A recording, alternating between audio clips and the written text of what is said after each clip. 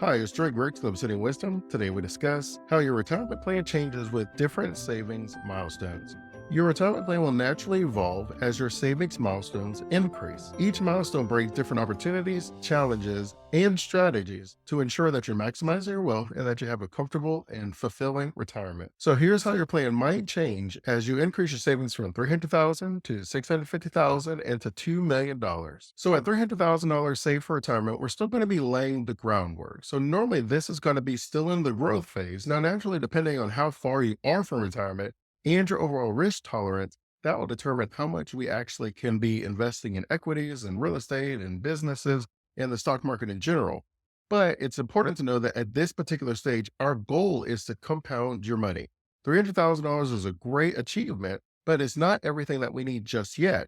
By most estimates, if we have $300,000 inside of the stock market, then that's going to generate about $10,000 to $20,000 a year. Now, granted, if you were to go buy a $300,000 business, well, that's going to be cash flowing a lot differently. So it's not to say that we couldn't be completely done, but it's simply saying that depending on your risk tolerance and how you envision your retirement, that's how we decide what to do with the money. And ideally, we're still going to be at least 10 years out from retirement, which means we're still able to focus on growth investment. So for this, we're going to still be investing in maybe dividend paying stocks, growth stocks, real estate investment trust rates. We're still going to be looking for companies that have forecasted growth. They haven't quite achieved all the growth just yet, but they're projected to grow by 10, 15, 20% in the future. And if we're able to buy those investments now and take that 20% growth, well, then now we're increasing how much money we have for retirement. Now, because we're at $300,000, it's normally also a great time for us to take a look at where all of our money is going. So this could be a time to look at some of our debt to see if we have smart debt or investing in assets that produce income, or whether we have less than stellar debt, assets that's taking away from our income. This is normally a time where we'll put a debt management strategy in place to ensure that our money is operating most efficiently. We've been able to build $300,000, but most of us, we don't start out making the best financial decisions. And that ends up meaning for a lot of us, we're paying interest on decisions that we made 5, 10 years ago. And so let's go ahead and put a plan, to just kind of nip that in the butt. Let's just go ahead and get rid of the debt. So that way we could increase how much money we're allocating towards our overall growth to ensure that we have a wealthy retirement. And the last thing that we normally want to look at the $300,000 milestone is whether or not we can accelerate our savings. We've already gotten $300,000. It depends on how old we are. But if we're over 50, we have a lot of catch up provisions that we can now take advantage of. Whether it was because we had debt and we just weren't really sure that we should be investing in our retirement, there's numbers that say about 76% of people wish that they invested more money into their retirement fund. It says about 75% of people are stressed about finances in one way or another. And we've seen the numbers that says the majority of people, around 55% of people, are projected to retire broke over the next several years. And the way that they come up with that number is they basically say if you have $5,000 or less saved in retirement. So now naturally we're at $300,000, so we're not in that boat, but that doesn't mean that we're not still concerned about our funds. And so this is normally a great time. The kids are going and we're starting to get rid of some debt. For most people, it makes sense to go ahead and take advantage of the max and allocate that free money. Now, you guys know I'm big on not only having our investments diversified from an investment risk perspective, but I also believe that we should have it diversified from a tax perspective, which is why for a lot of people, this is also a great opportunity for us to look at our HSA account, our health savings account, and our Roth account. If we're still able to take advantage of a Roth, it does have limits to see if we qualify, then we'll go ahead and start investing in a Roth. That's tax free income in retirement. And then we'll also invest into our health savings account as long as we have the funds to be able to do it. This leads us very nicely into our $650,000 bracket, where if we have $650,000 set aside, this is normally a great time to really start diversifying our income. Ideally, we've already got rid of a lot of our debt. So we're increasing the percentage of our money that is now free for us to be able to invest in our retirement future. Now, normally when you're getting towards $1 million, we're not trying to hit the home runs quite as much anymore. We're looking for a more balanced approach. Maybe we have 50 to 60% of our funds that's being allocated in a way where we're still ideally going towards growth, but we're also trying to find that balance. And the difference it could be where we're choosing stocks that aren't projected to grow by 15 to 20% because we're not really sure if that's going to happen. But maybe we're starting to look at some of these funds that actually have been growing for the past 5 or 10 years very well. And we're just going to take those gains and we're going to invest in companies that have already shown us they're amazing companies. We don't normally get as much of a return when you're investing in already recognized great companies versus taking some risk on some companies that we're not sure how they're going to pan out. But when we look at the financials, we feel confident that the company's going to turn out. But it's fair to say that just like choosing a first round quarterback, we don't always get it right. Yeah, we can take all the measurements. We can see how fast they run 40, how fast they throw, how tall they are. We can look at how they read their defenses. And yet it's a coin toss. Now, I will say that we have better opportunities than choosing a first round quarterback, but it doesn't change the fact that there's sometimes that we do all of the work on the front end. We take all of the risk off the table as much as we can, at least, and it still just doesn't work out. That something happens. Maybe a president comes in and they change policy where they don't like that industry anymore. And they're starting to add these regulations or they're starting to have these trade wars. I mean, there's so much that's outside of our control that we've done everything right and it just doesn't work. Because of that, well, yeah, $650,000, that's normally when we're not taking that risk because we don't want to have to trust the government to do certain things. We don't have to trust these countries not to fight and all these different things that are outside of our control. So we do as much as we can. We focus on large, safe, stable companies that offer an inflation beating return, but we're not taking on all the risk. And for a lot of people, that's the opposite of what they're thinking. Most of us are thinking, all right, I'm at $650,000, push all the chips in on black, and let's double our money. But you actually have to start taking your foot off the accelerator as you get more money and as you get closer to your retirement date, because we don't have as much time to allow those losses to recover.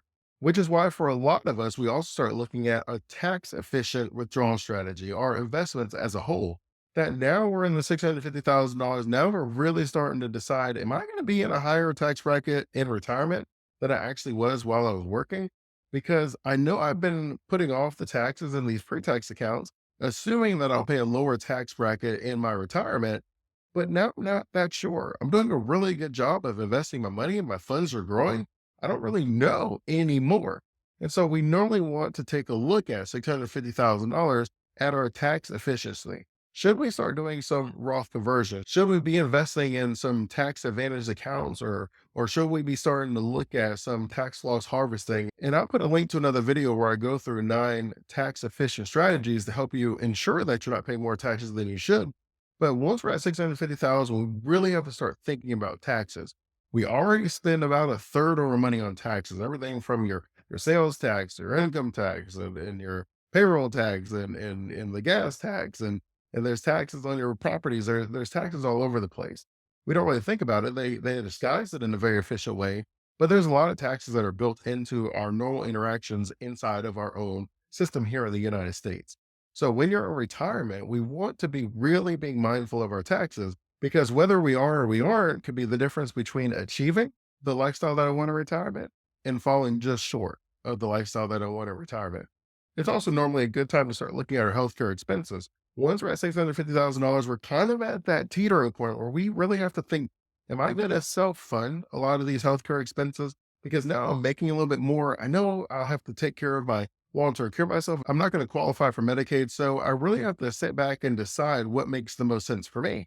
Because if I did want to qualify for Medicaid, then we really have to restructure all of this money in a way that is now Medicaid proof. And I'll put a link to another video where I go through that, but it's really like a 5, 10 year process to really ensure that we move the wealth around in a way where you can qualify for Medicaid for long term care. Or we can start looking at long term care insurance, seeing if we qualify right now. We know that 7 out of 10 people, 65 and older, will have at least one long term care episode. And then on average, that's about $150,000 over the life of your retirement. We also know that just your overall health care, just the healthcare expenses that we have in retirement, are normally going to be about $150,000 for an individual and $350,000 for a couple. So we have to be able to decide, what am I going to do? Am I going to increase my investments inside of my health savings account? Because that would be a great strategy. That's our triple tax benefit, where the money goes in tax deductible, the money grows tax deferred, and the money comes out tax free as long as it's on healthcare expenses.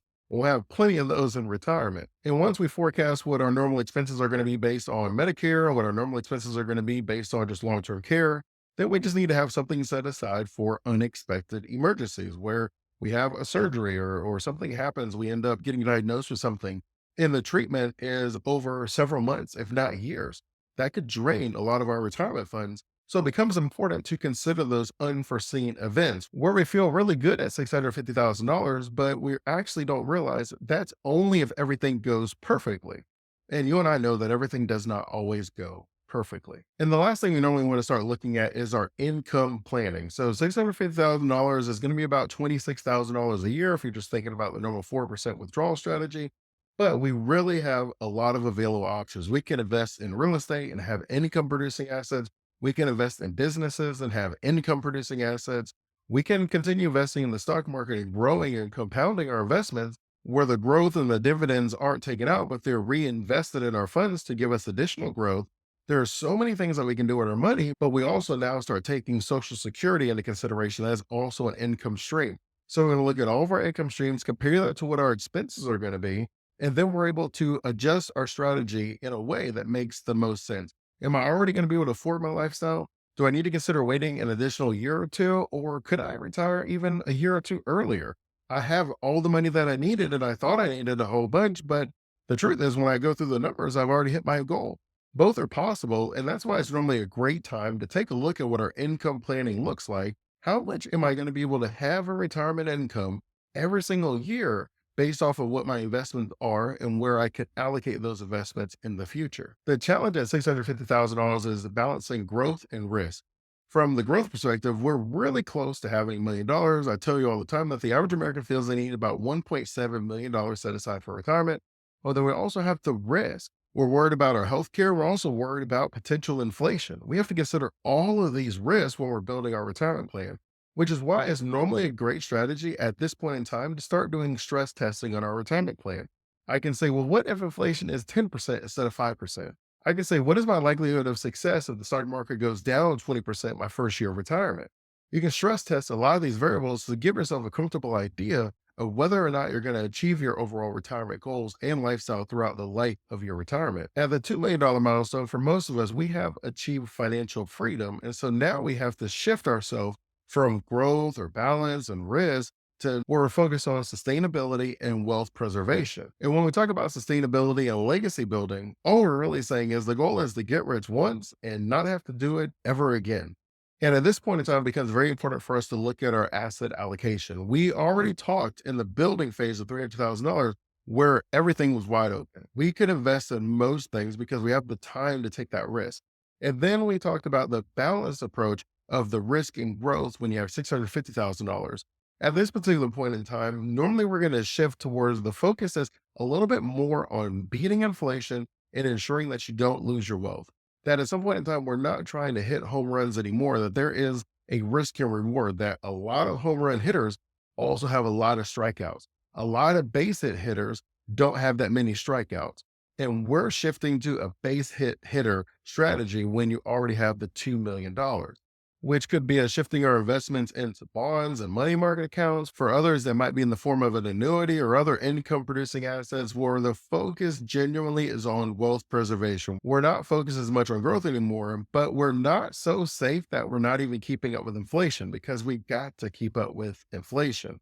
There is little benefit in us achieving $2 million and then taking all that money out and putting it in a suitcase and doing nothing with it. Because you can look at the charts where someone took $100 from like 1930, that in 2020, that $100 would be worth like a dollar, $2, $3. You know what I'm saying? That inflation really deteriorates the value of our money. And so we always have to be thinking about allocating our money in a way that at least keeps up with inflation. And that is regardless of what level of income that we have. So at $2 million, while we are focused more on wealth preservation, it's not so much so that we're avoiding all risk. And once we have $2 million, we really have to think about our withdrawal strategy and which is the most tax efficient withdrawal strategy. There is debate on whether or not it's taking out your taxable income first. So that'll be money that's invested in a business or real estate or the stock market in general. And then the second thing you would take out is your pre-tax accounts. So that would be your retirement accounts at the employers, which could be like an IRA, your 401k, 403b, and things like that, where it's money that went in tax deferred. So we're going to pay normal income tax second. And then we have all of the RMDs, and I'll put a link to another video where I go through some of the RMD strategies. And then third, we'll take out our tax-free income. So that's the money in the raw. The idea here is that if my money is tax-free and I allow that to keep growing, that will be the last income that I touch. So I will have a bunch of money that's not going to be taxed that I can spend later on in retirement. And the thought of doing the taxable income first is we're saying, well, I'm going to go ahead and get rid of all my taxable income now. And as a result, I can still allow my other money to keep growing tax deferred. And then that will be all I have. So while I have RMDs, I'm not worried about it because I've already spent all of my taxable income. Now, others will say, well, we should do the tax deferred first. And I'm someone that leans toward the tax deferred first. It depends on each individual case. But if you do the tax deferred first, and then you do the tax income second, and then the tax free income third, normally what ends up happening is now I'm draining all of my taxable accounts. So when I have the RMDs, that number is going to be a lot lower, if anything at all. It's possible that now I'm just sitting here with money that will be taxed at capital gains, which is much lower than your normal income tax, and my tax-free money, which isn't obviously taxed at all. And so that to me normally ends up working for most people. You'll end up being in a lower tax bracket, but there is debate because it's not 100% of the time. I could show you a case study where it would make sense to do the taxable first, but I'm telling you that the majority of the time, it makes sense to do the pre-tax first, the tax income second, and then the tax-free income third. But this is something when you're at $2 million that is very important to be thinking about because it's not a slam dunk that you will pay lower taxes in the future than you're paying today. So you have to be very mindful of what strategy that you implement as far as withdrawing your money. Number three, once you reach $2 million, you normally want to start looking at estate planning strategies. So whether we're going to start gifting some money to our children, our grandchildren, and our loved ones, currently it's at $18,000. In 2025, it's going to go up to $19,000. You're not having to worry about the overall death estate tax because we're at $2 million. And that is currently set to go up to, I think it was like $14 million next year. So you don't have to worry about that. But we do want to say, well, I have this income. I don't want it to go to probate. What do I need to do? Do I need to set the beneficiaries up? Do I need to have a pay on death set up? There are so many ways that we can structure your assets to where it goes towards your loved ones. Now, some people, they like to have a living trust where it's a revocable trust. That means that you can put the assets in, you can take the assets out, you control the assets while they're in there. You have a lot of control. But because you still have all that control, Uncle Sam still would count that as part of your estate, which depends on what your goal is when you set up the estate plan. On the other hand, if you have an irrevocable trust, that means that you no longer have control over the assets. Well, Uncle Sam won't count that in your estate as long as it didn't happen in the last 3 years for a lot of the situations, right? You can't like give something on your deathbed. Uncle Sam's going to be like, I don't like the way that looks. So if you give it within like the 3 year window, then that's going to be in the next person's estate. And then Uncle Sam won't tax you in your estate. This is not really what we're worried about at 2 million because as we mentioned, the number is higher than that. You're going to be able to pass those assets to your spouse and to other loved ones without paying that death tax, but it's just something to be thinking about. If I trust my kids or if it's simple, then I could just give it to them, whether we have a joint tenants in common with rights of survivorship. It just means when I die by contract, it goes to the loved one and whoever that survivor is. There are ways to structure it. But if I don't trust my kids, then it normally makes sense to go ahead and have a trust set up. If I don't trust my spouse, it makes sense to have a trust set up to where they can't spend it all or they can only spend it on certain things. You really can get creative on how you design your trust. I've seen some that tell people they got to graduate from college. I've seen others that tell them they have to go to the military for a certain number of years. I've seen some that says they can only use it to start a business. There are so many ways to set up your trust to ensure that your children are set up for success. Because you and I know that within 3 years of retiring, that about 75% of professional athletes are broke. We know that about 3 years from after winning the lottery, that the majority of people are broke. We know that generational wealth is gone by the third generation about 90% of the time. That is pretty hard to be able to just give someone a bag of money if we have not instilled in them the wisdom that they need to grow the money. You and I, we've gone through that journey. We've learned along the way. We've made our mistakes. We've earned our stripes. We can't just give the money to the next person who has no wisdom, which is why you guys know that I'm big on setting up the wisdom transfer along with the asset transfer. Fourth on our list, once you're in the $2 million range, this is normally a good time to look at advanced tax planning strategies. Maybe we want to set up a qualified charitable distribution trust. Maybe we want to take a look at some donor advised funds. We can even look at some tax-free municipal bonds. There are other ways that we can allocate your money because we're not focused on growth, we're focused on asset preservation. So now we can shift our focus towards tax efficient asset allocations because we're not focused on growth as much. Municipal bonds, not so much as far as the growth strategy, but if we're trying to minimize taxes, then yeah, municipal bonds are an option that we can allocate some of our money towards. Same with a qualified charitable distribution. We may be in a place where the money doesn't need to be spent. We already have all the money that we need. Our lifestyle is great, but Uncle Sam is requiring these RMDs where we can set up a qualified charitable distribution. get the RMD credit for taking out that money, but it doesn't count as our income because we sent it off to charity. And all of a sudden now we're able to minimize the taxes that we have. The charity is happy, they got the money, and they don't have to pay taxes on it because they're a 501c3. Everybody's winning. We can really start opening up some of these strategies once we get into the $2 million range. And then the focus becomes on lifestyle because a lot of times we're told, hey, look, once you have the money, you buy all of your freedom, do whatever you want with your time, you're going to be happy. I guarantee it. But we all learn that our happiness isn't really tied to the money and the things. It really comes down to how we spend our time. That I talk about all the time, the book Happiness by Design, one of my favorite books. And it says that our happiness is tied to how we spend our time, whether we spend our time on pleasure or whether we spend our time on purpose. Where pleasure could be me sitting down with a donut and enjoying myself, but I don't really have the purpose. So pleasure has a moment, purpose lasts a little bit longer.